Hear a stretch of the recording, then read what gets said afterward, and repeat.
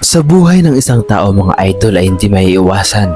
Hindi maiiwasan ang mayroong magalit sa atin. Minsan pa nga mga idol ay kahit kapamilya mo ay handa kang siraan at sirain ang iyong pagkatao kahit pa sa harap ng maraming tao. At ito nga mga idol ang nangyayari ngayon sa ating Pangulo na si Bongbong Marcos, na matapos nga mga idol na gawin ang nararapat para sa ating bansang Pilipinas at para sa ating sambayanang Pilipino, ay tila parang siya pa ang nagiging masama, na para bang wala nang ginawang mabuti ang ating Pangulo sa ating bansa dahil puro paninira na lamang at masasakit na salita ang kanilang binabato laban sa kanya. Subalit ganun pa man mga idol ay mayroon din namang mga tao ang patuloy na naniniwala at sumusuporta sa ating Pangulo, na kahit na maraming tao ang gumagawa ng hindi maganda sa ating Pangulo, ay mayroon ding mga tao na ating mga kababayan na talaga namang solid na sumusuporta sa ating Pangulo, na kahit ano pa man ang iba tong masasama na salita at paninira sa ating Pangulo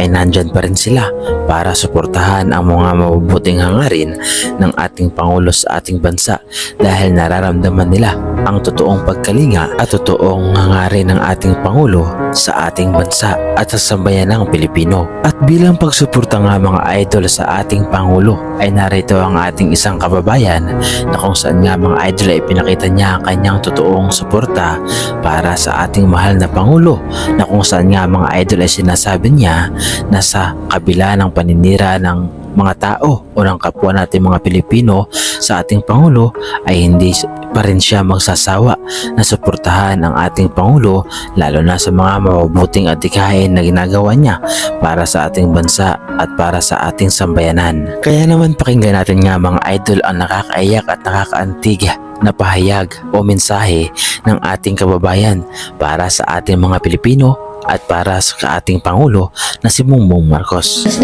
Ito para sa iyo, mahal kong Pangulong Bongbong Marcos. Hindi ko alam kung makarating sa iyo itong mensahe ko, pero sana makarating sa iyo, no? Kung hindi man, at least nakikita ni God na ginawa ko to para sa iyo. Una, higit sa lahat, maraming salamat sa lahat na nagawa mo sa aming mga Pilipino, lalo na sa mga OFW. Isa ako sa mga witness sa mga magagandang nagawa mo sa aming mga OFW. Siyempre, nakikita ko naman pag-uwi ko noong sa Pilipinas kung ano yung mga nagawa mo doon. Nakikita ng mga dalawang mata. Masakit na naisipin. Ako yung nasasaktan na, no? Dahil parang wala kang nagagawang tama para sa kanila. Pero mahal kong Pangulong Bongbong Marcos, nakita mo man ito o hindi, isang malaking karangalan sa akin na hihingi ko ng tawad yung mga pambabastos, mga ginagawa nila sa iyo.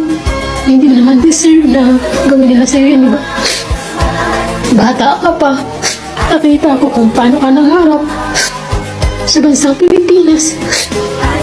Nakita ko yung video kung paano ka nangarap, ano? Gusto mo magkaroon ng magandang buhay yung mga Pilipino. Pero sa kabila ng lahat na nangyari sa family mo, patuloy ka pa rin nangarap para sa mga Pilipino. Masakit man isipin. Ako nasasaktan siyempre. Kaya nga palagi ko sinasabi, hanggang kabilang buhay sasaludo ako sa iyo. Kahit anong marinig ko, nagiging bingi ako sa mga sinasabi nila masama sa iyo. Nagiging bulag ako sa mga pambabastos nila sa iyo. Nung napanood ko yung suna mo, talagang lahat ng sinabi mo doon, ginawa mo. Ang masasabi ko lang, sa mga kapwa ko Pilipino, darating din yung araw. Pero masasabi ko lang, ito yung presidente na iyakan ko talaga. Iniyakan ko na ngayon. Kasi ako yung nasasaktan sa mga ginagawa ng mga kapwa ng ibang mga Pilipino. Alam mo, minsan nakakaya maging isang Pilipino sa ugali ng ibang mga Pilipino, na kahit maganda na yung ginagawa ng tao sa mga kapwa natin mga Pilipino, pero wala.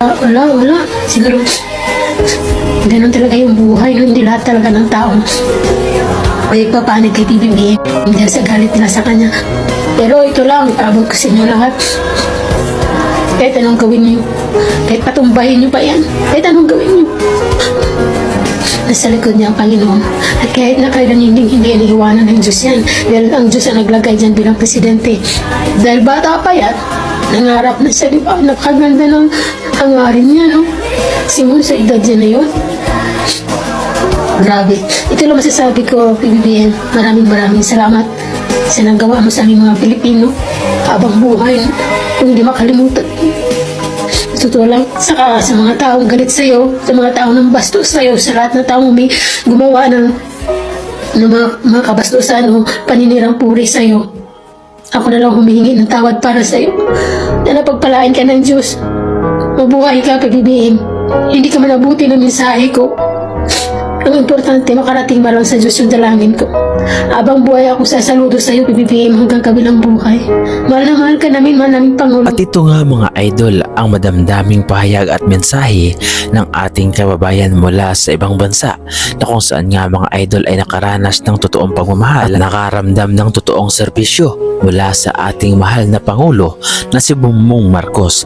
Hindi katulad ng ibang tao nga mga idol na kahit lantaran na kahit nasa harapan na nila ang mabubuting ginagawa ng ating mahal na Pangulo ay tila nagbubulag-bulagan, nagbingi-bingihan upang mapagtakpan ang kanilang sariling interes na kung saan nga mga idol ay talagang hindi maaalis ang kanilang galit sa ating Pangulo dahil sila ay nasasagasaan. Kaya naman bilang isang Pilipino nga mga idol, ako ay lubos na nagpapasalamat sa ating kababayang OFW na kung saan ay nagpakita ng suporta sa ating mahal na Pangulo. Kaya naman sa lahat nga mga idol na mga Pilipino na sumusuporta at naniniwala sa ating mahal na Pangulo na si Bongbong Marcos ay sana ay hindi kayo magsawa na sumuporta sa kanya.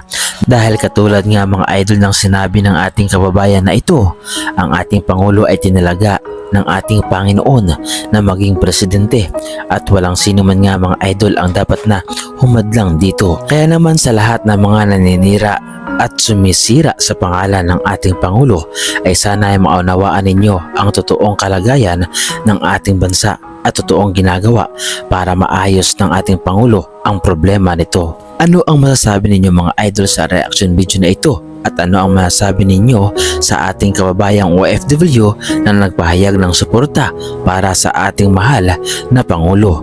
Ano mga idol ang inyong reaksyon patungkol dito? Ibahagi nyo naman mga idol ang inyong opinion sa ating comment section. So paano mga idol, hanggang dito na lamang muli ang ating reaction video. At kung nagustuhan ninyo mga idol ang reaction video na ito, ay pahingin naman ako ng isang like, subscribe, at kung pwede ay pakipindot na rin ang ating notification bell button para updated pa kayo sa lahat ng ating mga reaction video na katulad nito. Maraming salamat mga idol.